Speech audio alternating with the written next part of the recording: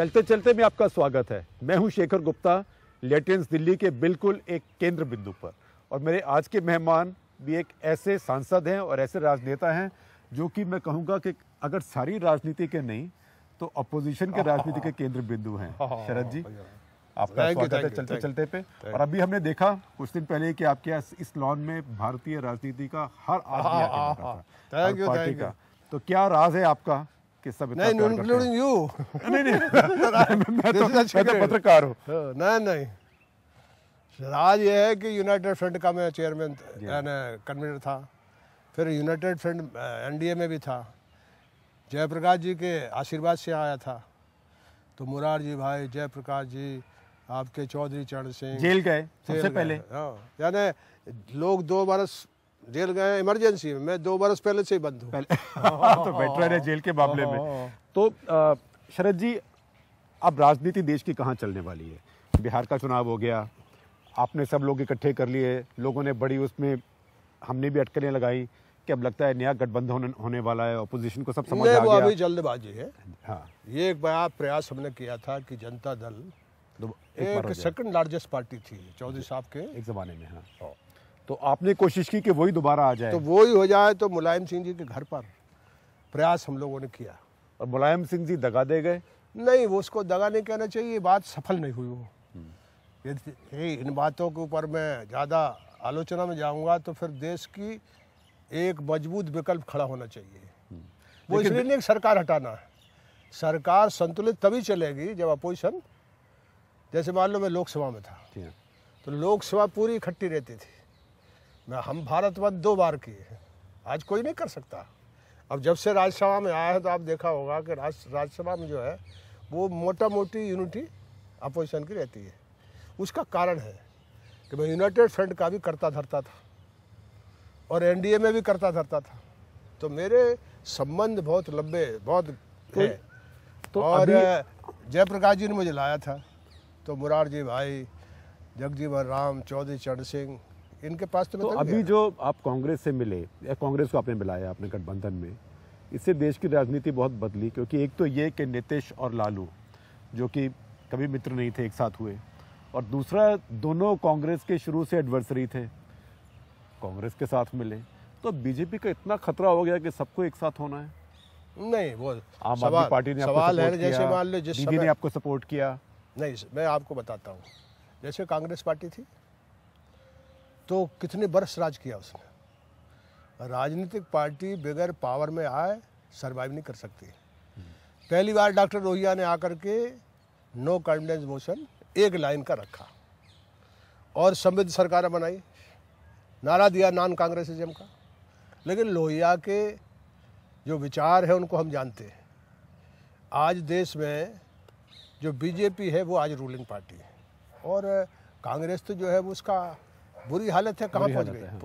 तो इसलिए वो जो खतरा पहले थी वो खतरा आज बीजेपी है, इसलिए बीजेपी के साथ मुकाबले के लिए। पर ये बात यानी उनसे कोई दुश्मनी नहीं है, पर लेकिन संतुलन होना चाहिए, बैलेंस होना चाहिए पॉलिटिक्स पर में। ये मेरा इंप्रेशन ठीक नहीं है कि जब 2014 में पहली बार जब बड़ा चुनाव हो रहा था तो आप चाहते थे कि एनडीए में ही रहें? नहीं, मेरा प्रयास था कि एनडीए में रहें। मेरा प्रयास था। क्यों था? जब आप नहीं, लेकिन बीजेपी में जो लोगों से मेरी चर्चा चल रही थी तो वो मेरी बात को उन्होंने नहीं माना। मेरी पार्टी में ये फैसला जो है एनडीए से अलग होने का पूरी पार्टी ने किया है, और मेरे प्रयास जब, चूँकि मैं कह रहा था कि जो प्राइम मिनिस्टर कैंडिडेट है वो बाद में करो, पहले मत करो, ये बात वो नहीं माने। अब उनकी रणनीति होगी, और जब मेरी पार्टी से मेरे ऊपर जो जिम्मा था जब वो पूरा नहीं हुआ, तो अगर वो प्राइम मिनिस्टर का चॉइस आपकी जो जाति सोच थी, पर्सनल सोच थी, वो ये थी कि अगर नरेंद्र मोदी भी हों तब भी हमें एनडीए में ही रहना चाहिए कि नहीं? नहीं, ऐसा मेरा नहीं था। मेरा इतना ही था कि चुनाव के पहले किसी को प्रोजेक्ट मत करो। उसके पीछे एक फिलॉसफी मेरी थी, मेरी नहीं मतलब पार्टी की, जो मुझे मैंडेट पार्टीज था, कि यानी जो हालात थे देश में और जो गुजरात में हो गया था, तो हम लोग डरते थे कि भाई यानी यदि इस इलाके से इन लोगों ने चूज़ किया तो फिर हमारा तो ह्यूमनिस्टिक मूवमेंट है ना, हम तो इंसान में फर्क तो करते नहीं, कौन धर्म का, कौन जात का, कुछ का।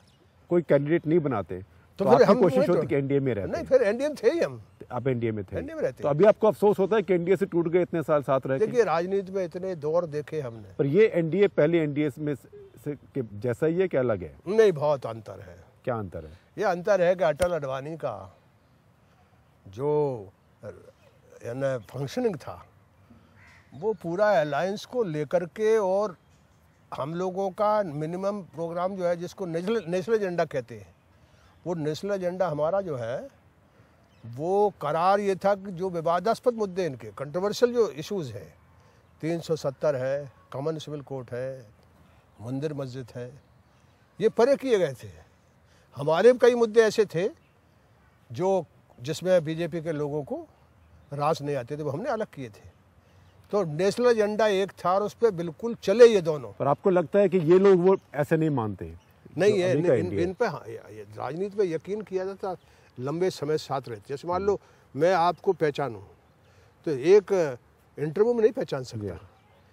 हम पॉलिटिकल लाइफ में है तो कई वर्षों तक साथ रहते हैं, तो फिर एक दूसरे को जान जाते हैं। ये नरेंद्र मोदी जी की सरकार कैसी चल रही है? विपक्ष में है, देखिए, लेकिन ये आप क्योंकि बड़े हाँ, वेटरन नहीं, हैं, इसलिए मैं बताइए। कह रहा हूँ कि ये सरकार जो है वो बिखरी हुई है। जी हाँ। एक सरकार जो है जिस तरह उसको विश्वास लोगों ने दिया था, तो वो सरकार तो दौड़ना चाहिए था ना। 6 महीने में उसको दिखाना चाहिए, जमीन पर दिख जाना चाहिए उसने काम कर दिया। तो ये क्यों बिखरी हुई है? इसलिए कि कई कारण हैं, लेकिन एक बड़ा कारण मैं मानता हूं कि जो अनुभवी लोग हैं उनको इनने छांटा।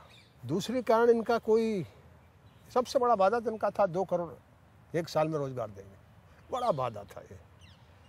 15 लाख और ये सब तो कहे ये तो इन्होंने, कह देखिए, हाँ।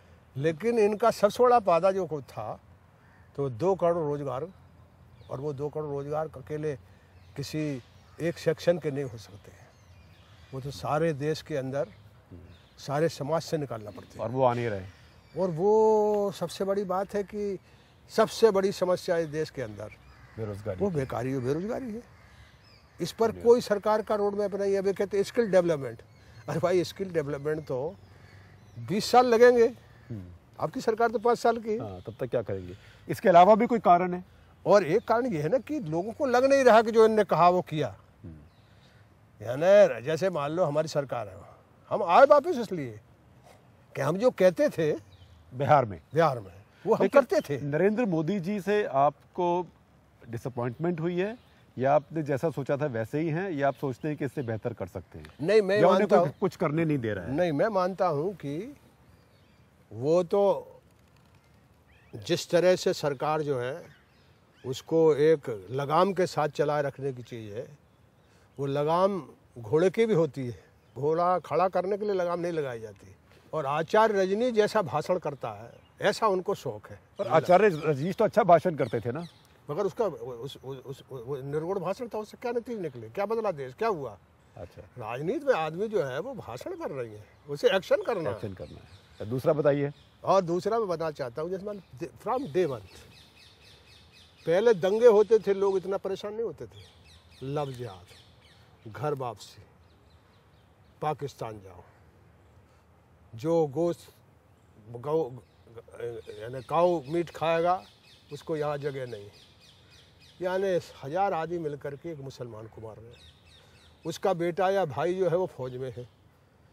यानी इस देश में आपने पूरी एक बड़ी आबादी है। ये गठबंधन क्यों हमने बनाया? ये मुलायम सिंह के यहाँ बैठकर पार्टी क्यों बनाना चाहते थे? अब सब तरह के लोग हमारे पास आते हैं, और जब माइनॉरिटीज़ का यानी अक़लियत के लोग आते हैं तो उनके चेहरे देख करके मेरा इंसान हाहाकार करने लगता है। डरे हुए हैं?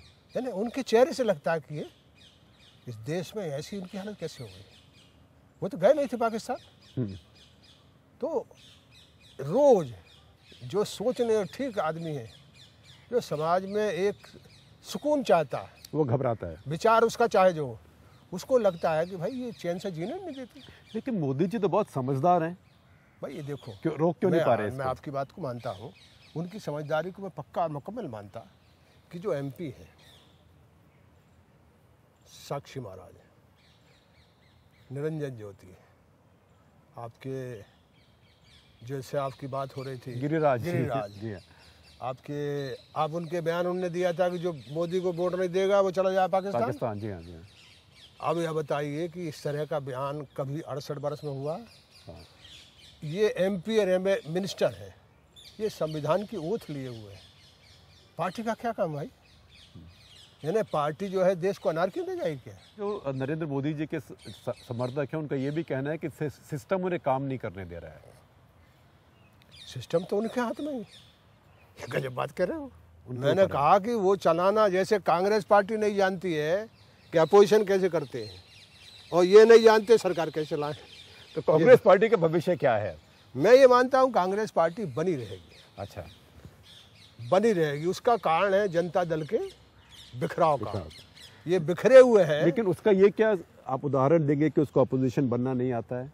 मैं इसलिए कह रहा हूँ कि कई बात उन्होंने, कई चीज़ जो चलाते हैं वो जिनकी ज़रूरत नहीं है। जैसे मान लो देश में मैसेज देना है, अपोजिशन में हमारी उम्र गुजर गई, जी हाँ, तब हम जानते हैं कि कब मारना है चोट। लैंड एक्विजिशन था, हाँ, उस पर एक स्ट्रोक मारा हमने, जी हाँ, कि सारे MPs को 6 लग गया एकदम। एकदम सारे MPs को मैंने लोगों ने कहा कि आप इकट्ठा करिए। एक दिन पहले मुझे आपके गुलाम नबी जी बोले कि सोनिया जी आना चाहती है। मैंने कहा बुलाओ। हम लोग राष्ट्रपति के यहाँ मार्च किए हैं। उसी दिन बीजेपी धरती में आ गई। हमने ज़्यादा कहीं प्रचार नहीं किया। लेकिन जो GST में किया वो तो गलत किया ना। अभी GST रोक नहीं, के। GST के बारे में ये है कि मैं नहीं मानता कि उसमें रास्ता नहीं निकल सकता, लेकिन कांग्रेस पार्टी जो है वो सिर्फ NDA के लोग सिर्फ कांग्रेस से बात कर रहे हैं। जो समर्थन कर रहे थे उनसे बात नहीं कर रहे। तो उनसे बात करके वो कैसे, यानी उस काम को कैसे सहायक हो सकते हैं, ये तो उनने एक बार। शरद जी, कांग्रेस गलती कर रही है ना GST को रोक के। नहीं, मैं मानता हूँ कि कांग्रेस को इसमें रास्ता निकालना चाहिए था। और उन्होंने जल्दी करी। हाँ, नहीं, वो उसको रोक करके ठीक नहीं हुआ। और ये नेशनल हेराल्ड वाली कहानी क्या है, इसके बारे में आपको कोई विचार है? मैं कहता हूँ कि इन सब बातों में कोई फर्क नहीं पड़ेगा। ये सब नकली लड़ाइयाँ हैं। एक दूसरे पे कीचड़ डाल सकते हो, कपड़े खराब नहीं कर सकते हो आप। उनका विक्टिमाइजेशन हो रहा है। मैं ये मानता हूँ कि उसको इशू नहीं बनाना चाहिए। कांग्रेस पार्टी को नहीं बनाना चाहिए। नहीं बनाना चाहिए। वो तो अपने आप उसमें भी ठीक होगा। हमारे ऊपर हवाला अडवाणी के ऊपर चला। हमने दोनों ने इस्तीफा दे दिया और हम तब आए पार्लियामेंट में जब हम बरी हो गए। तो इस हिसाब से लगता है कि जेटली जी को भी इस्तीफा देना चाहिए। ये जो DDC का चल रहा है। नहीं, मैं ये नहीं मानता। ये लड़ाई इसमें बोलते ही नहीं हूँ। ये जो लड़ाई हो रही है, हाँ, उसको मैं अप्रिय मानता हूँ। यानी मन की लड़ाई नहीं है कि हम आर पार ही कर देंगे। इसमें आर पार चल रही है, इसलिए मैं तो कभी उसमें बोला तो नहीं। उन्होंने रेड किया, उनके सेक्रेटरी के ऊपर बहुत गुस्सा है, इसलिए वो DDCA पे बहुत शोर कर रहे हैं। नहीं, आपके तो साथी आपकी मदद भी की उन्होंने चुनाव में। आप अरविंद केजरीवाल को इस समय क्या एडवाइस देंगे? देखिए, मैंने तो पढ़ा ही नहीं उसमें। ये मामूली बात नहीं है। मैं इस तरफ भी बोला ना उस तरफ बोला हूँ। और उनको सलाह क्या देंगे? आपसे पहली बार मैं इस पर बोल रहा हूँ। मैं ये कह रहा हूँ कि ये एक जो सभ्य तरीके से लड़ाई होती है उसमें बहुत ज़्यादा खिंच करके लड़ाई हो गई है। तो आपको लगता है कि अरुण जेटली ने पैसे खाए होंगे DDCA में?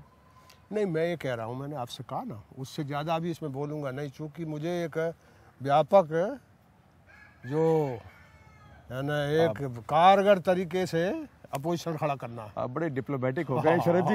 ये तो लोहियाइट बात नहीं हुई।